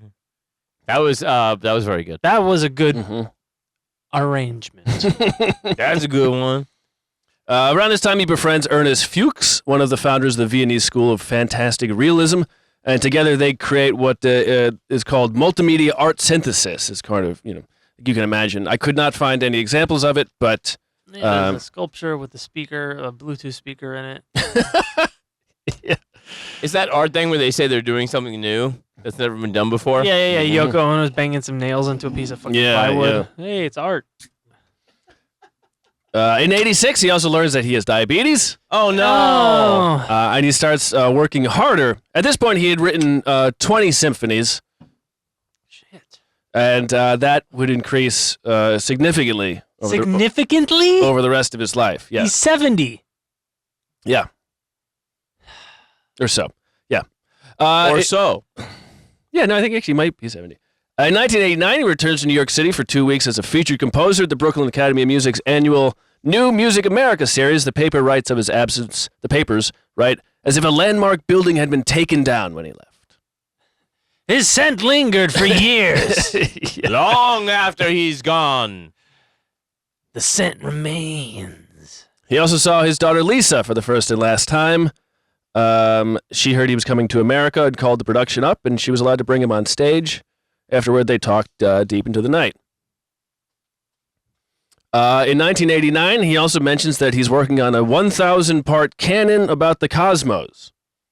I gotta hear it. When you say 1,000 part, like 1,000 pieces of instrument, or 1,000? 1,000 canons about the cosmos. The 1,000 song. Yeah. Or arrangements, pieces. Yeah. Not a 1,000 instrument. No. Got it. And this is what he says about it. He says, Space! This one's about space. To describe the cosmos, I've written a 1,000-part canon, Cosmos 1. You couldn't paint the cosmos, but you can describe it in music. No one has ever attempted a piece of such magnitude. Mahler wrote a symphony for 1,000 players, but didn't have 1,000 different parts. Cosmos 1 takes 9 hours to perform. Not that it will ever be played, but it was something I wanted to describe what the cosmos is like. I mean, I found it fascinating for a man who hasn't seen the cosmos in 60 years. Yeah. He's got the, what we call, inner cosmos. Yeah. But I also imagine that having been in such rural areas in Wyoming, and he probably did get to see the cosmos in ways that most of us do not these days. And you know, you take a sense away, like it does leave room for introspection. Yes, And, right. You know, And those memories probably get Stephen deeper. Hawking didn't fucking do a lot of shit, but he sure understood a lot of shit. You know, like that constraint may have given him a sense of just how crazy the universe is. Yeah, maybe. no, exactly. Yeah. I'm trying to give the guy benefit of the doubt. This guy hated Jews, man. What do you want? Asshole. I don't even know who you're talking to, right? Are you calling me an asshole? No, him. Okay. He's a fucking anti-Semite. But you just said you give him the benefit of the doubt. Yeah, even though he's an anti-Semite. He's like, I don't understand different religions, but I can tell you about white dwarves and fucking black holes. all day long, baby. You gonna play us some of this space shit? No, I don't believe any of that was ever recorded. It's important. Oh. Just written. You have to have 8 fingers on each hand to be able to play it. Like fucking Fifth Element. Killing himself.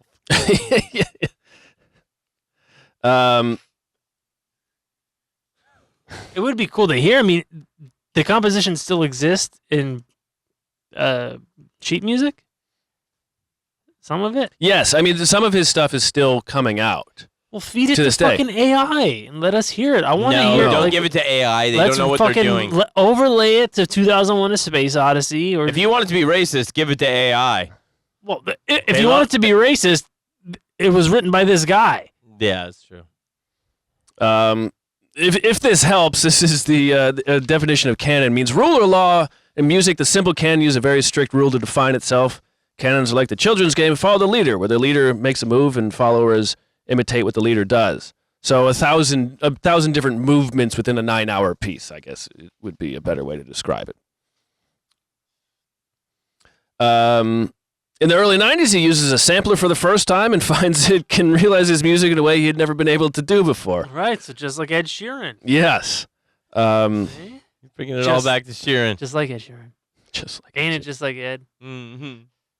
he puts out an album Or Reggie Watts, okay. with the called what is it?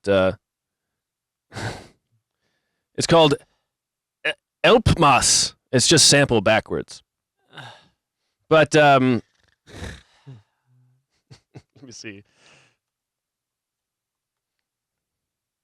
This is a song Westward Ho off of it. Just play a little bit of it.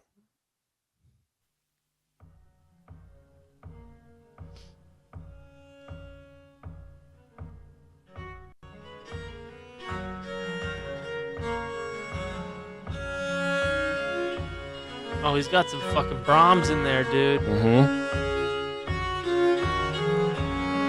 Some Pachelbel canon in D. A toilet flushing. Yep. Yeah. Some really great samples here, buddy. But and then 1995, Elvis Costello brings him to England to play a concert there. What? Yeah. Ladies and gentlemen, Mr. Elvis Costello. Costello said he was a big fan of him, and then at some point in the early 90s, his son was like, "Hey, Dad, I got this great album. You should check it out." And it was a Moondog album. Huh. And Costello, he thought maybe in 50 years the same thing would happen to another father and son or so. Huh. A year later, in 96, he releases. In 96, he releases Sax Packs for a Sax, which is a series of the music is all saxophones, each playing different And ball bags.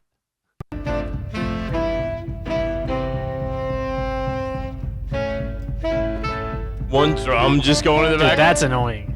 That's him. Yeah, no, our friend Tay found the drum very annoying, but he found It is.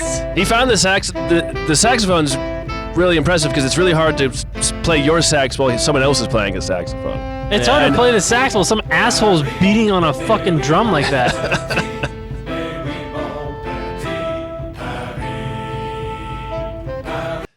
Musically inconsistent, and I know nothing about music.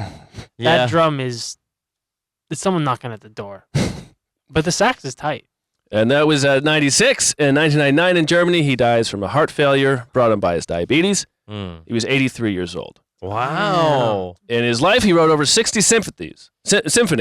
And a lot of them, many things he reworked later in life. When Robert Scotto went to his house in Candor, he went to the outhouse and he found a cardboard box that was full of 25 years of Braille compositions that he had left behind, and brought him over, and Moondog reworked them into his later music. Wow. That's the story of Moondog.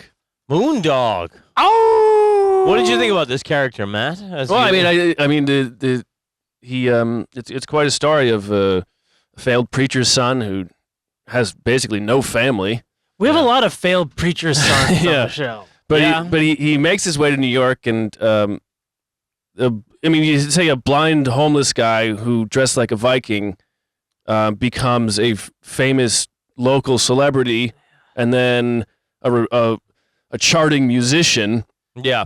Playing weird rhythms, and it's the thing too of like following the sound of your destiny, kind of. Well, yeah, well, exactly. Plays a part of it. And then even when that doesn't work out, he moves on, and then to Europe, he finally realizes the goals he had all along of these larger compositions and fame of sorts. Yeah, it's kind of an insane story. Yeah, it's this is something that can come only from somebody who was not traditionally educated by the orthodoxy of the time. You know, like it happens with film, right? Like after, you know, you had that crew of guys that went to USC film school, then everybody started going to film school, and then everybody started making the same kind of movies. Right. And then it takes a guy like Tarantino or Almodovar, like, you know, some renegade to come out who wasn't traditionally educated by what was, you know, the schools of the time to like, but what about this? Right. And like that's you know, this guy's a trailblazer, even if some of it sucked. Oh, I forgot to mention the one of the Beatles' first band names was like Johnny and the Moondogs. Oh, really? Yeah. Who was Johnny? But it was, you know, John, probably. His legacy, especially in the 60s and 70s, was it's hard to put your finger on now because you don't know the Beatles' first band name, or, you know, this stuff doesn't come through unless you're seeing there's the one track on Lebowski set, right? There's these little moments. A car commercial from 2003. People who really knew music knew who he was. Yeah. And I think like there's a thing there too where like it speaks to somehow like those bands of that era became more like album oriented and like long form and stuff, because that guy was just like doing weird avant-garde pieces that like on one end he's like, I'm gonna make 1 minute songs, and also I have 1,000-hour song. Yeah, right. But he's got moves. Yeah, without question. Yeah. And then that the Julie Andrews album, there's an anecdote where there's a guy that sings on it, and he got really frustrated because everybody joked that he could only sing at 4/4, and so he just couldn't sing along. Yeah. And he was an asshole to work with. Yeah. And just like some people just couldn't physically do his. Well, he was not doing work. Pop music. No. He was not doing pop music. And then later on, like, all pop musicians wanted to not do pop music. Right, yeah. And then that became pop music. Right. Yeah. But he was way ahead of the curve there. And I can definitely see, like, how the beat movement would have glommed onto him very quickly. Yes, very much so. I mean, everybody's trying to be different. And this guy is not even trying. He just is different. Yeah. He's moving to his own. Yeah. No, I definitely find him very fascinating. That was a great profile, man. Thank you. Moondog. All right, let's wrap it up there. Yeah. Sure. I'm going to say good night. I love you. My name is John Fahey. I'm Aaron Pita. Remember so? Good night, everybody. We love you. Good night.